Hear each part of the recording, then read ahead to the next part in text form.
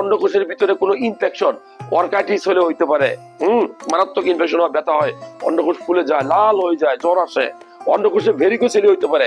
আপনি দাঁড়ায় কাজ করতেছি, হঠাৎ করে দেখলাম যে আমার অন্ডকোষ বড় হয়ে গেছে, হাত দিয়ে দেখলাম কিছু বা রশির মতো লাগতেছে, ঠিক আছে, এই দড়ির মতো লাগতেছে, আবার শুয়ে পড়লে রক্তটা ফেরত চলে আসে, আগের মতো হয়ে যায়, চিনচিন করে ব্যথা করে, এটাকে ভেরিকোসেলি বলে। এটা হলে আপনার শুক্রাণুর কোয়ালিটি নষ্ট হইতে পারে। এগুলো কি আমাদের জানা উচিত না? কোন কারণে আপনি একটু খেলতে গেছেন ছোটবেলা, অন্ডকোষে ফুটবল লাগছে, বল লাগছে, অথবা আরেকটা ছেলে দুষ্ট ছেলে আপনার অন্ডকোষে কোন কারণে ট্রমা চাপ দিয়ে ধরছে, এরকম আছে না? দেখবেন যে আপনার অন্ডকোষটা ক্ষতিগ্রস্ত হয়েছে, কোন টিউমারের মতো হয়েছে, তাহলে আপনার অন্ডকোষে একটা আল্ট্রাসাউন্ড করে দেখা উচিত। এই সকল কারণে আপনার শুক্রাণুর কোয়ালিটি নষ্ট হইতে পারে। আপনার অনেক সময় অ্যাজোস্পার্মিয়া হয়, কেন? যে শুক্রাণুর একটাও নাই। কারণ কি? আপনার দেখা গেছে যে অন্ডকোষ পেটের ভিতরেই রয়ে গেছে, অন্ডকোষ বের হয়ে আসার কথা, অন্ডকোষের ভিতরে যে টেস্টিস, সেই বিচি, টেস্টিকল, এটা সেটা নামে নাই। যেটা বিচি আছে নামে বলি না, নামে নাই, খেয়ালই করি নাই। বিয়ে করার পরে যদি বাচ্চা হয় না, পরে ডাক্তার সাহেবের কাছে গেছি, ডাক্তার সাহেব টেস্ট করে দেখে আমার অন্ডকোষ পেটের ভিতরেই রয়ে গেছে।